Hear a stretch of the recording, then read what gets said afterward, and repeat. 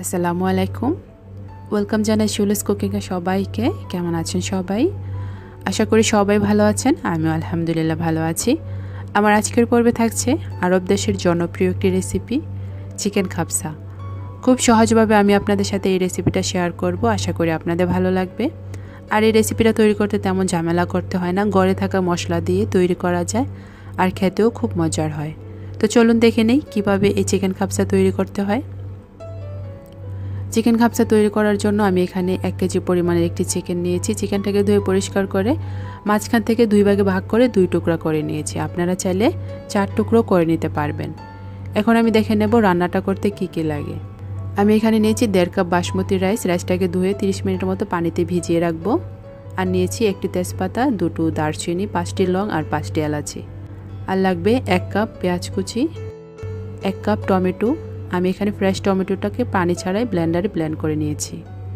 আর লাগবে 1 চা চামচ জিরা গুঁড়া, 1 টেবিল চামচ গোলমরিচের গুঁড়া, হাফ চা চামচ গরম মশলা গুঁড়া, 1 চা চামচ ধনিয়ার গুঁড়া, 1 টেবিল চামচ আদা রসুনের পেস্ট, লবণ স্বাদ মতো, আর তেল লাগবে পরিমাণ মতো।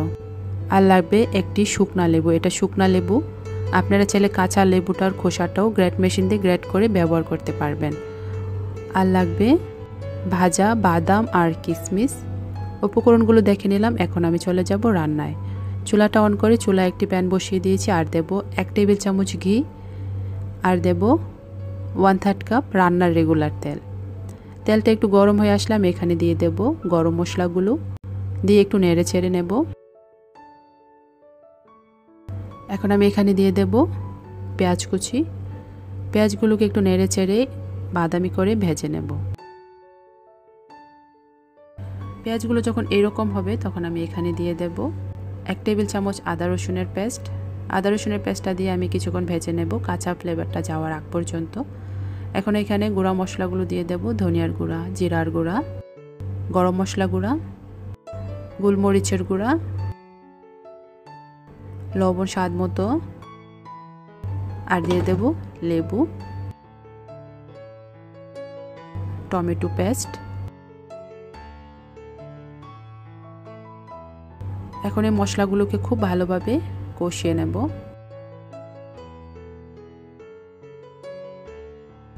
4 থেকে 5 মিনিটের মতো এই মশলাটাকে আমি কষাবো।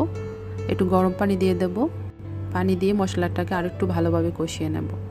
মশলাটা কষানো হলে রান্নাটাও মজার হবে। মশলাটা কষানো হয়ে গেছে। এখন আমি এখানে চিকেনের টুকরোগুলো দিয়ে দেব। 4-5 মিনিট পর আমি চিকেনের টুকরোগুলো উল্টিয়ে দেব। ঠিক এরকম করে আমি চিকেনের টুকরোগুলো উল্টিয়ে দেব। চিকেনের টুকরোগুলো উল্টানো হয়ে গেলে আমি আবারও চিকেনের টুকরোগুলো উল্টিয়ে অপেক্ষা করব 3 থেকে 4 মিনিট। আবারও চিকেনের টুকরোগুলো উল্টিয়ে দিতে হবে। আমি এখানে 1 চিমটি পরিমাণ জাফরান নিয়েছি, পানিতে ভিজিয়ে রেখেছিলাম কুসুম গরম পানিতে, সেটাও দিয়ে দিয়েছি। এখন এই চিকেন টুকরোগুলো আবার উল্টিয়ে দেব। চিকেনের টুকরোগুলো আমি প্রায় 8 থেকে 10 মিনিটের মতো ভালোভাবে কষিয়ে তারপর এখানে আমি গরম পানি অ্যাড করব। আমি এখানে 5 কাপ গরম পানি দেব চিকেনগুলো সিদ্ধ হওয়ার জন্য আর রাইসটা রান্না করার জন্য। অপেক্ষা করব 10 থেকে 15 মিনিট। 15 মিনিট পর চিকেনটা সিদ্ধ হয়ে গেছে। এখন আমি পানি থেকে এই চিকেনটাকে তুলে নেব।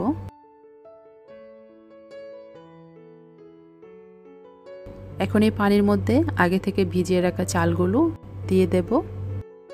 দিয়ে নাড়াচাড়া করে ঢাকনা দিয়ে দেব। অপেক্ষা করব 10 মিনিটের মতো। 10 মিনিট পর ঢাকনাটা খুলে দেখলাম পানিটা অনেকটাই শুকিয়ে গেছে। একটু নেড়ে চেড়ে দেব। নেড়ে চেড়ে আমি আবারও ঢাকনা দিয়ে মিডিয়াম আঁচে দমে রাখবো 8 থেকে 9 মিনিটের মতো। এর মধ্যে রাইসটা হয়ে যাবে। 9 মিনিট পর ঢাকনাটা খুলে একটু নেড়ে চেড়ে দেখব রাইসটা হয়ে গেছে। এখন আমি চুলা থেকে রাইসটা নামিয়ে নেব। চুলা আরেকটি প্যান বসিয়ে দিয়েছি। আর দেব 1 টেবিল চামচ ঘি, আর দেব সামান্য পরিমাণে রান্নার রেগুলার তেল। তেলটা একটু গরম হয়ে আসলে আমি এখানে সিদ্ধ করে রাখা চিকেনগুলো ভেজে নেব। এক পিঠ হয়ে আসলে এরকম করে উল্টিয়ে অন্য পিঠও হালকা করে ভেজে নেব।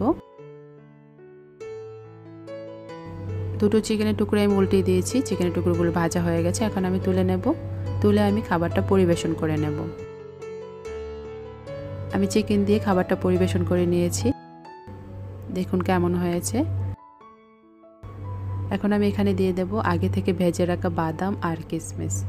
আপনারা চাইলে এখানে চিকেনের পরিবর্তে খাসির মাংস দিয়েও এই রেসিপিটা সেমভাবে করতে পারবেন। আমার রেসিপি ফলো করে আপনারা চাইলে খুব সহজে এই রেসিপি বাসায় তৈরি করে নিতে পারবেন। আশা করি আপনাদের ভালো লাগবে। আর রেসিপি ভালো লাগলে একটু লাইক দিবেন আর চ্যানেলটিকে সাবস্ক্রাইব করে চ্যানেলটির পাশেই থাকবেন। আর আগে থেকে যারা আমার চ্যানেলটির পাশে আছেন তাদেরকে জানাই অসংখ্য অসংখ্য ধন্যবাদ। আশা করি সব সময় চ্যানেলের পাশে থাকবেন। সবাই অনেক ভালো থাকবেন। দেখা হবে নতুন কোনো পর্বে। আল্লাহ হাফেজ।